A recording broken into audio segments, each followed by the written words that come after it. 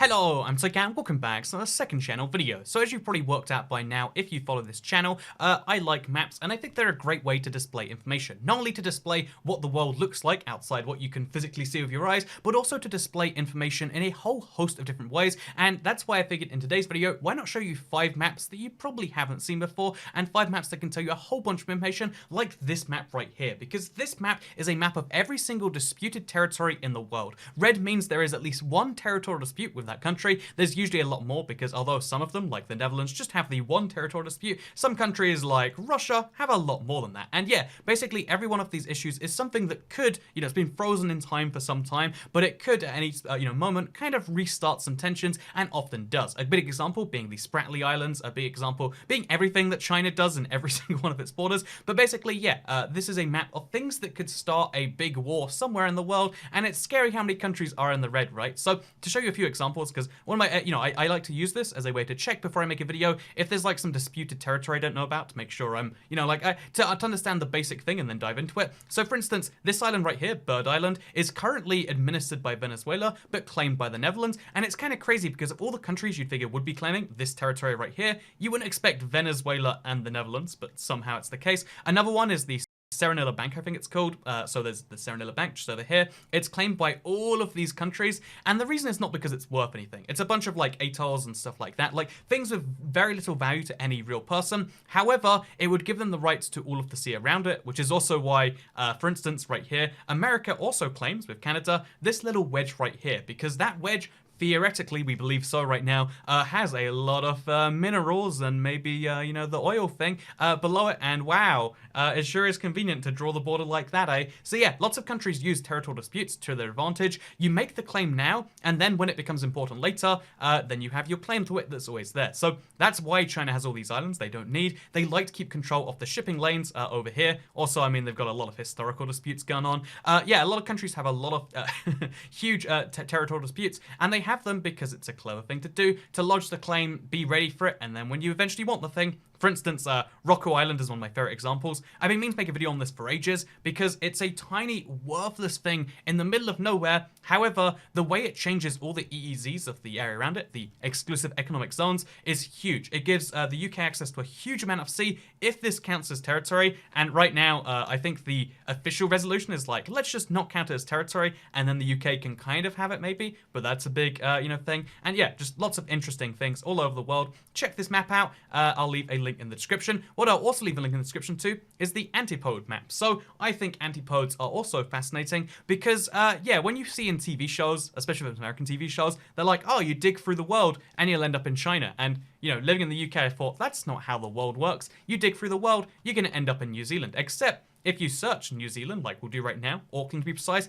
you actually end up in Spain if you dig from New Zealand. If you go from the South Island, so let's say like Christchurch or, let's go Queenstown. I'm heading there sometime later this year. So you go from Queenstown and you're like, where do we end up? A little bit south of, a little bit north of Spain there, but you can see those are actually quite close. The UK and New Zealand are very close to being on literal opposite sides of the earth. You get some really weird examples of this actually. So for instance, Doha in Qatar, a Middle Eastern country, is actually on the opposite side of the earth to the UK, or to the Pitcairn Islands to be precise. Again, very strange just how, basically most of the earth is water. Most antipodal points are actually, just going to be ocean and a city. But every now and then you get a weird one, like, I don't know, Xi'an, China, I think it's called. That city, for instance, you can see almost lines up with Santiago, a huge Chinese city, like one of the tier 2 cities. It might be tier 1 city, one of the very top level Chinese cities with more population than your national capital, maybe even more population than your country if you live in a smaller European one. And yeah, they're on the opposite side of the earth to South America. Your China, your New Zealand, depending on where you live, might be South America if you lived in China. And yeah, maybe that's why there's not much Chinese tourism to South America, at least not yet. Actually, as a fun fact, because this is my map video, I can talk about what I want. Just as a fun little thing, the opposite side of, Japan is almost Brazil. Not quite, obviously, there's like some big differences there. But Japan, I think the most number of Japanese people outside Japan are in Brazil. So yeah, fun little fact. Japanese people go to the other side of the earth. And also, I think Brazilians, not in the same numbers, but a lot of Brazilians are in Japan.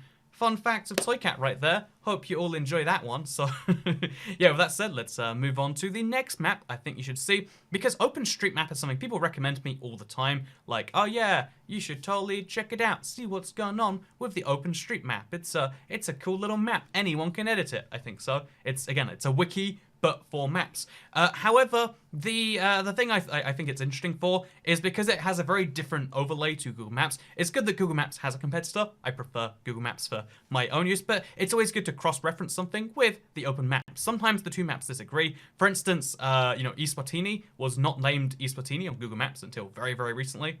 I'm in E3 Algeria right now, but if we zoom down, you can see there's Eswatini. It's changed its name on Google Maps, but it hadn't until OpenStreetMaps did it a while ago, and it's good to have a competitor in any industry. So yeah, check out OpenStreetMap. Maybe you'll like it. I honestly don't. I mean, I don't think it's a good... It's not as pretty, it's not as appealing, but it might be your thing. Like, you might hate pretty, you might hate appealing, and if so, have you met my wife? Ha ha ha ha ha. That's a high quality joke. I don't have a wife. I have a wonderful girlfriend. She's beautiful. If you're watching this isn't a joke about you, it's fine. Anyway, that's it. Let's move into the next thing, the truesizeof.com. So I've been meaning to make a video on this for so long, like I've left the tab open until I deal with it. And here's the crazy thing about it. I've left this tab open for so long that the site crashes regularly, and then the site then the site shut down, and it was like, oh no, I can't show it off. And then, like a few weeks ago, the site came up again, and I was like, okay, gonna make a video before it shuts down again, so...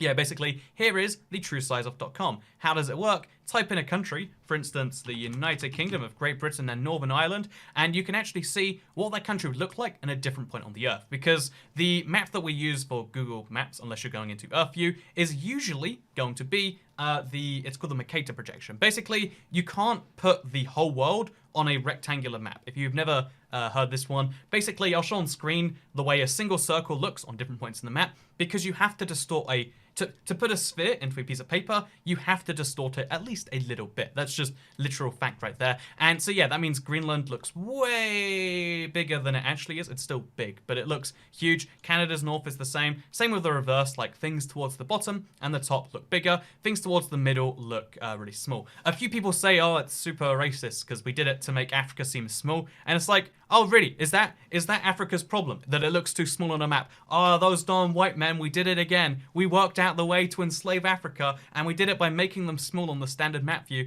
Definitely not because we wanted a flat view for the Earth. Like, it's a ridiculous argument. Like, there are valid reasons. Like, it's awful to, you know, have a thing that doesn't work so well. But to call it racist is probably going a bit far. But, you know, I figure I should put that information out there. Maybe this map is racist. Want to fix this map. Want to see the true information. The map that, you know, like, white people are keeping away from you. Well, here's how big the UK would be if it was near Africa. As you can see, it shrinks because the further up you go, the bigger it gets. Look how big the UK would be if it was where Greenland is. You can see my point there that basically as you go further north or south, things get bigger or smaller. Here's how small the US is now. Here's how big it is if it was on Greenland. Like, it's just all that size. And yeah, pro tips to Toy Cat.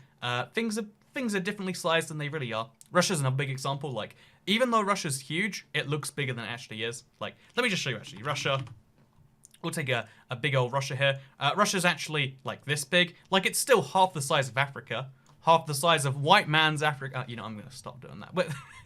But yeah, you can see how, like, oh yeah, Russia is like basically the same as South America. And yeah, you don't get a real picture of what's what until you realize that. Oh, Australia's another example. Because it's so quite close to the equator, it gets like, it looks way smaller than it actually is. It's like, it's huge. We consider it an island sometimes, but really it is a whole continent. Like, here is Australia. Wait, let's just move you over there, you over there. Move India away, move China away. Let's just show you Australia overlaid onto Europe. Perth is over there, out in the Atlantic Ocean, or like, let's just call it Ireland. Okay, Perth is on Ireland.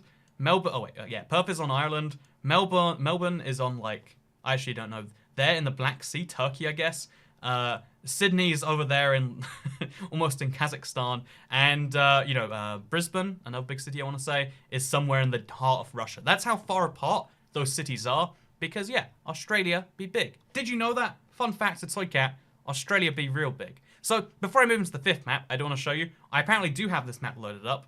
This is the difference that the map would have if you count Rockall as being the UK, which we do for now, because there's no oil there yet. But you can see how, like, oh yeah, the UK's territorial waters are really funny because of the fact that, you know, there's land masses all around the UK. There's the Faroe Islands, Norway, Iceland, all these sorts of things. And just, yeah, fun little fact. It doesn't actually matter right now between the UK and Ireland because, you know, both EU countries and shared fisheries for that reason. I imagine there's some, like, similar thing going after that. But yeah, just fun little fact with Toy Cat right there. This is a thing you might not have realized. But I have to move on to the 5th map you should check out. So this next map, it's not interactive.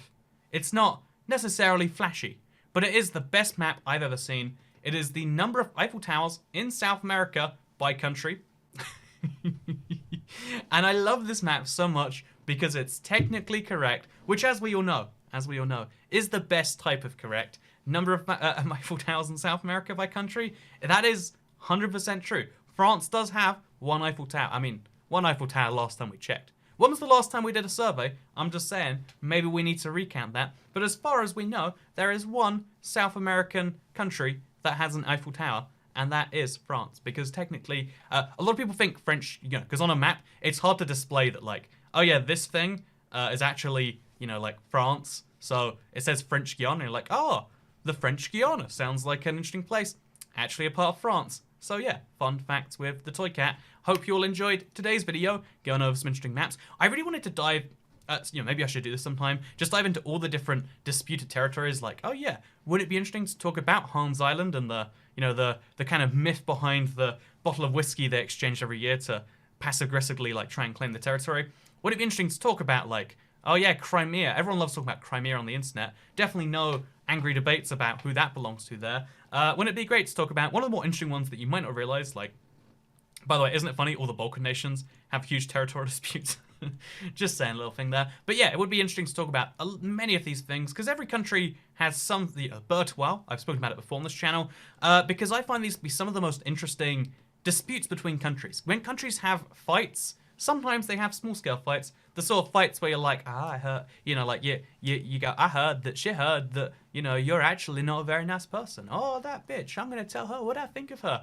So yeah, I don't know, that's an interesting thing. So maybe we should do that in the future. Let me know with a comment, I guess. Also, a few people asked, like, so hey Toy Cat, I wanted to buy your book, but it's only available in the US or the UK, or only on a Kindle. I don't own a Kindle. It's actually available on any device. You can download the Kindle app and you can read it anywhere, but I think it also allows you to just download the book file. So I'll leave a link in the description just in case that was your reasoning. And in case you think like, but you only sold them inside the UK and the US, here's my proof that you can, at least in theory, buy my book on German Amazon. Thank you to, I think, 5 or 6 of you who did that. Someone bought it on Amazon.es, someone bought it on Amazon.nl, Amazon.ca, Amazon.com.mx, and Amazon.com.au. You can just click one of the links down below. You can change it to your suffix, so you know, click change from .com to .fr, and the same link should work. That's my theory at least. And if it doesn't, then I mean, these guys worked it out. You can work it out too. Japanese people, where's my money, Japan? Where's my money, India? Where's my money, France? It's always the French people never giving me money. Thank you to everyone who purchased it so far. It sold over 100 copies. I thought that was cool. It was just like a big labor. Like, it took me, you know, like weeks, months to actually put it all together. But it seems people are liking it. So thank you to everyone who checked out the book. And if you haven't already, then you can check the links in the description. I'd appreciate it. But you know, who cares what I think? I don't. And that's why second channel don't care. Goodbye.